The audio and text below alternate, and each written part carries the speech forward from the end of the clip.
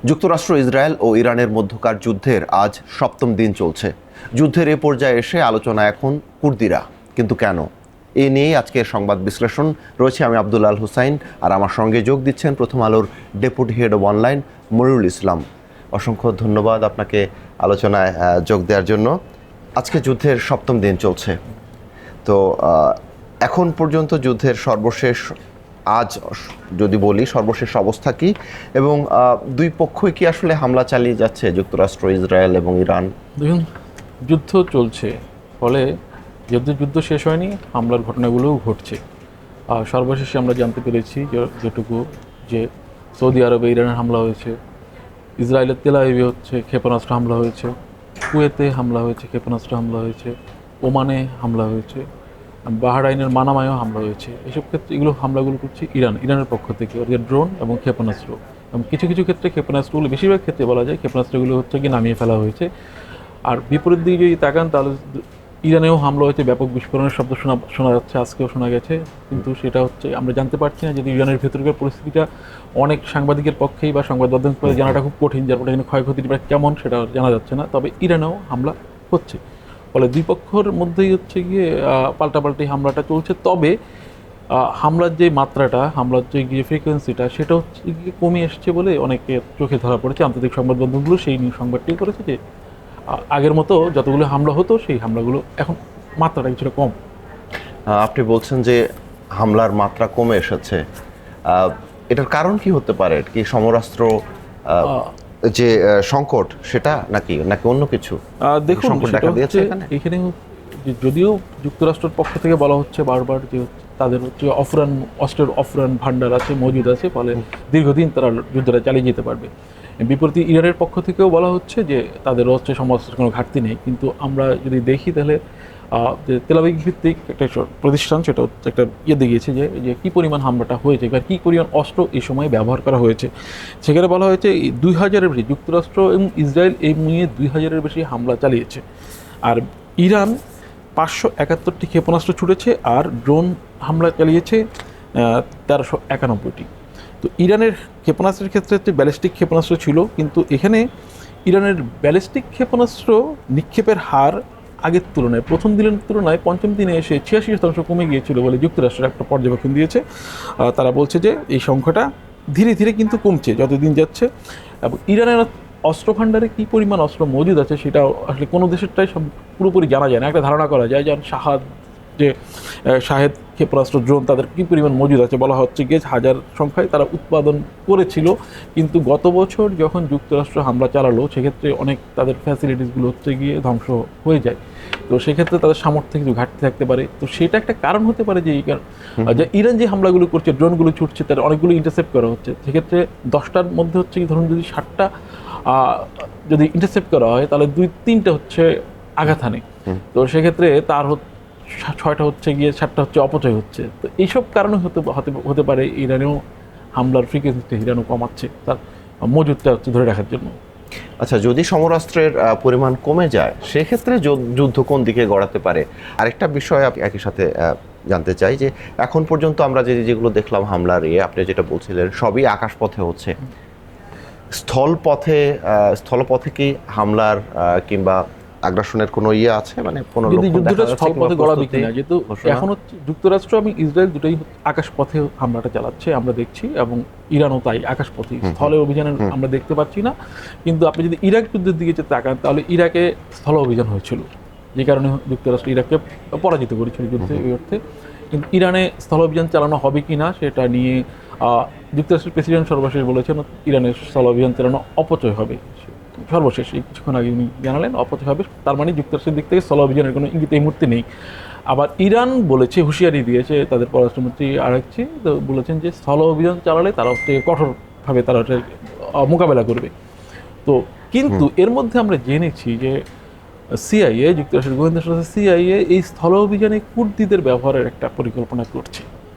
আচ্ছা, মানে এই পর্যায়ে এসে কুর্দিদের নিয়ে আলোচনা হচ্ছে, মানে এটার কারণটা কি একটু যদি বলতেন? আর কুর্দিরা এই যুদ্ধে কি ধরনের ভূমিকা রাখতে পারে? দেখুন, কুর্দিরা এই যুদ্ধে, মধ্যপ্রাচ্য যুদ্ধে এর আগেও ভূমিকা রেখেছিল। কুর্দিরা হচ্ছে একটা জনগোষ্ঠী, যেটা মুসলিম জনগোষ্ঠী, সুন্নি। ওরা তাদের সারা বিশ্বে তাদের 4 কোটির মতো কুর্দি আছে। তো তার বেশিরভাগই মধ্যপ্রাচ্যে, মধ্যপ্রাচ্যের কয়েকটা দেশে, সেটা সবচেয়ে বেশি আছে তুরস্কে, তারপর আছে ইরাকে এবং ইরানে, সিরিয়ায়। তো ইরানি কুর্দিদের নিজস্ব ভাষা আছে, নিজস্ব সংস্কৃতি আছে, এবং তারা একটা স্বাধীন দেশের জন্য তারা কিন্তু লড়াইটা অনেক দিন ধরেই করছে। 1946 সালে কুর্দিরা একবার ইরানি কুর্দিরা একটা স্বাধীনতার ঘোষণা দিয়েছিল। তখন ইরানের শাহ সরকার দমন পীড়ন করে তাদেরকে এই স্বাধীনতার আকাঙ্ক্ষাটাকে দমিয়ে রাখে। ফলে স্বাধীনতার আকাঙ্ক্ষা কিন্তু তাদের মরে যায়নি। এর বাইরে ইরাকি কুর্দিরা, যারা 2017 সালে ইরাকের কুর্দি পশ্চিমাঞ্চলটা, ইরানের পশ্চিমাঞ্চল এবং ইরাক সীমান্তবর্তী অঞ্চলটাই কুর্দি রাষ্ট্র হিসাবে তারা ঘোষণা করেছিল, কিন্তু সেটাও কিন্তু স্বীকৃতি পায়নি। ফলে কুর্দিদের মধ্যে লড়াইরত একটা গ্রুপ আছে, সশস্ত্র বাহিনী আছে, তারা এই যুদ্ধগুলোতে পার্ট হয়ে যায়। যেমন ইরাকের যুদ্ধে আমরা দেখেছি যুক্তরাষ্ট্রের বাহিনী কুর্দিদের কাজে লাগিয়েছিল, এবং সিরিয়ায় আমরা দেখেছি যে বাশার আল আসাদের সরকারি বাহিনীর বিরুদ্ধে যে বিরোধী জোট ছিল, সেই বিরোধী জোটের বাহিনীতে কিন্তু কুর্দিদেরও অন্তর্ভুক্ত ছিল, এবং কুর্দিরাও কিন্তু লড়াইটা করেছিল, এবং কুর্দিদের এই পৃষ্ঠপোষকতা দিয়েছিল যুক্তরাষ্ট্র, তিনি বহুজাতিক বাহিনী।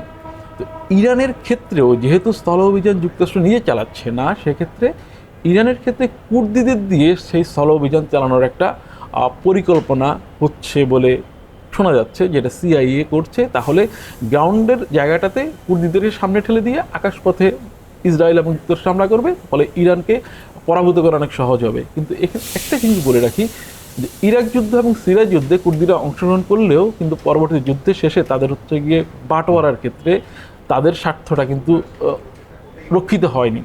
এটা নিয়ে তারা অনেকে কুর্দিদের মধ্যে অনেকে মনে করেন যাদের প্রতারণা করা হয়েছে। তো সেই জায়গা থেকে এবার ইরানের ক্ষেত্রে তাদের কাজে লাগানো কতটা সহজ হবে, সেই বিষয়টা একটা প্রশ্নের দাবি রাখে। আমরা একদম শেষের দিকে চলে এসেছি। আমি একটু শেষ প্রশ্নটা আপনার কাছে করতে চাই। এই যে যুদ্ধের প্রভাব তো গোটা বিশ্বব্যাপী। সবশেষ আমরা যেটা দেখেছি, এই যুদ্ধ আসলে গোটা মধ্যপ্রাচ্য জুড়েই ছড়িয়ে পড়েছে এবং প্রভাব পুরো বিশ্বে পড়েছে।